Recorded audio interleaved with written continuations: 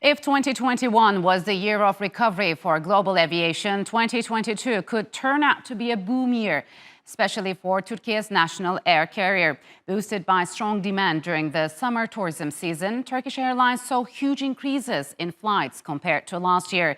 And that translated into a surge in its stock price, with its shares rising nearly 600% this year. That made Turkish Airlines' market cap higher than Germany's flag carrier Lufthansa.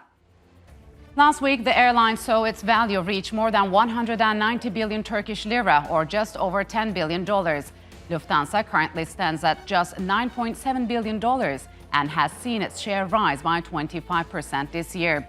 Backed by strong growth in its cargo business, Turkish Airlines says its capacity levels are nearing pre-pandemic levels. But the brightest news was the more than 60 million passengers it carried in the first 10 months of the year, just shy of the 63 million it sold back in 2019. So can Turkiye's flagship airline carry that momentum into next year? And has the global aviation industry finally recovered? And to further discuss the post-pandemic global aviation industry, joining me now from Manchester is Fabrizio Poli. He is an aviation analyst, and Taha Arvas from Istanbul. He is an adjunct professor at Boğaziçi University. A warm welcome to you both, and thanks for joining me on Straight Talk. So, Fabrizio, now that the effects of the COVID-19 pandemic seem to have waned for the most of the world, what do you make of the significant increases in Turkish Airlines flights across the globe? Well, Turkish Airlines have been very clever at the way they've conducted themselves. First of all, during lockdown, when all the airlines were laying people off, they didn't lay anybody off, so they kept their staff. So as air travel resumes normal operations, they have the staff to man the flights. So therefore, there are no delays, which is one of the problems that a lot of the airlines are having right now. There's lots of delays because they're short of staff. The other thing they did is they concentrated on increasing their cargo business by 110%, which I thought was very clever. And then they did things like in business class, they brought in chefs on board, real chefs from real restaurants to cook the food. And people are actually saying it's amazing, the business class service that Turkish Airlines give. And also in their lounges in the various airports, they've up their game in the lounges as well, offering good food and good service, and that even at times like 1 o'clock in the morning, it's well serviced. And so these are, all things which are important, as well as the fact that Turkish Airlines fly to many, many destinations and more international destinations than any other airline in the world. And those, coupled with a series of others, are the reasons why Turkish Airlines is thriving right now. They've been very, very smart the way they've done their whole, their whole structuring in that. So, Taha, how do you think the Turkish Airlines afforded those, as Fabrizio mentioned, while major layoffs across Europe brought international carriers to the point of bankruptcy? I think what Turkish Airlines did was in line with what the Turkish government did, that it wasn't a complete shutdown of everything for an extended period of time. If you remember, it seems like so long ago, but it was just yesterday, really a couple of years ago here, or a year ago even, the Turkish government opened and shut down the country several times throughout the year, which allowed for, frankly, for the pandemic to very slowly progress through the population, which was good. So Turkish Airlines wasn't completely shut down, and commerce wasn't completely shut down. I flew a lot during the pandemic, albeit with very strict measures of cleanliness and face masks, etc. But it was very operational. Turkish Airlines was operational throughout the world. So that, I think, was one of the measures that helped it be on standby for, in the event that the pandemic waned as it did, then it would get right back to it, and it has done exactly that. So the Turkish Airlines, Fabrizio, had a record year in its stock price, nearly a 600% rise in its shares. I mean, besides those factors, what fueled this explosion? And did other airlines also see such gains, or it was only the Turkish Airlines?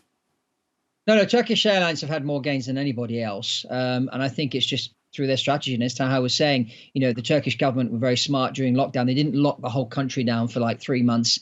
And so the airline was able to continue flying. And then because Turkish Airlines have many, many routes, it's almost like a hub. So if you have to go to Japan from the UK, for example, you can transit through Istanbul with Turkish Airlines. And so that's another plus factor that Turkish Airlines have had is they've created this kind of hub system where a lot of people that don't even have to go to Turkey go via Turkey to go to where they need to go, because Turkish Airlines offer a good service and a good pricing.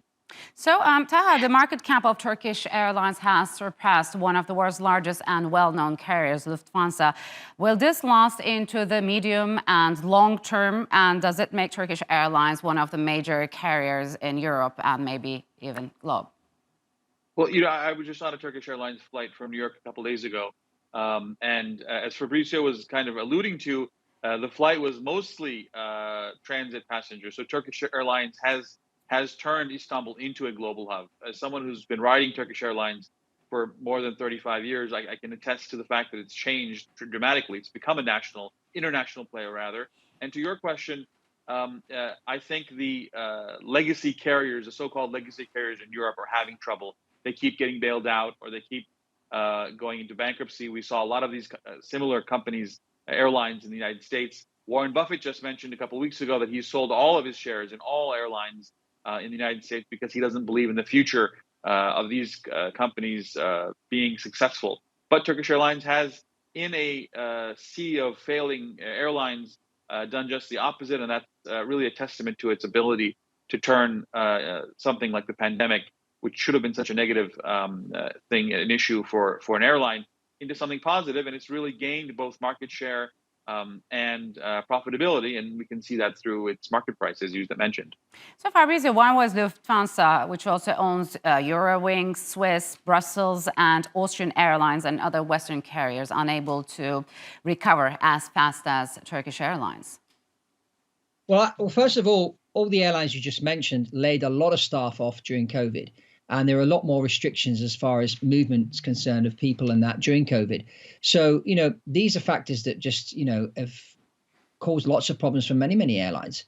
And I think, as Tara pointed out earlier, the fact that the Turkish government didn't shut the country down completely for 3 months, 6 months, or whatever, while in other countries like Germany and that, the restrictions were really, really bad, and there's been a lot of fear on people. So people are not going to get on an airplane. And that's the other factor is, are people going to get on an airplane? And even now, where airline travel is about 74% of what it was before COVID, we're seeing people returning to fly. But what we're noticing is people are traveling for holidays because obviously you can't have a virtual holiday.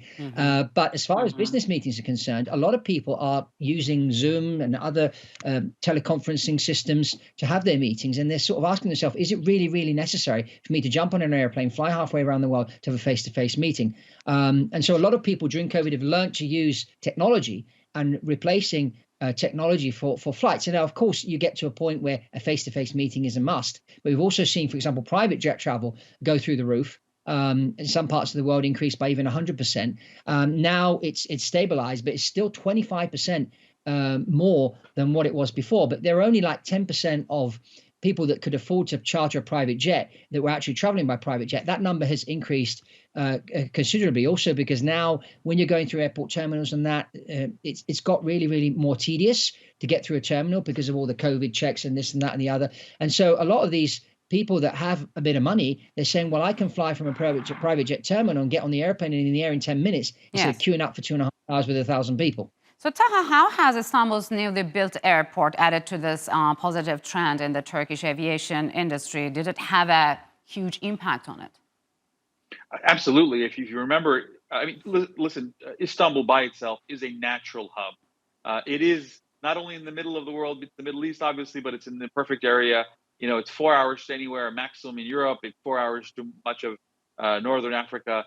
And from New York to Shanghai, Istanbul is just in the middle of all these countries, these major locations. So Istanbul had already become a hub before the new airport. The old airport was bursting at the seams, really.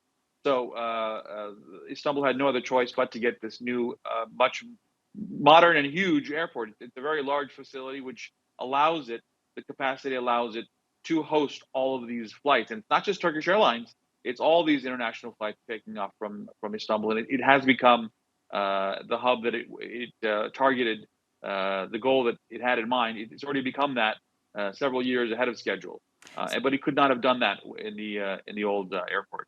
So, Fabrizio, has a rising dollar made Turkey a more competitive tourist destination, thus contributing to this trend?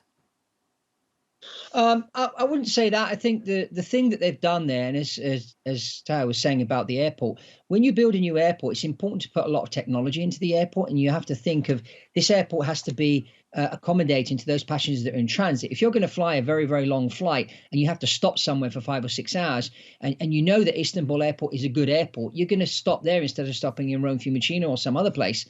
I mean, that's what I do. If I have to do a very long haul flight and I have to stop somewhere, I base my decision on where I'm going to stop on the amenities that the airport offer, and what I can do during those 6 hours of transit. I think that's really the key. I don't think so much the dollar, but it's the way they've structured the airport, which has been very clever, building the technology and thinking about the passenger and what's the passenger going to be doing for 6 hours sitting in the airport. So let's make their time here entertaining. Let's put some good restaurants in, some stuff to do, some nice, comfortable places to sit, charging stations for your cell phone, and that's another very important thing, which is lacking in many airports. And I think they've done a great job with Istanbul Airport to do all those things. All right, gentlemen, unfortunately, we'll have to leave it here. Thank you very much for joining me on Straight Talk.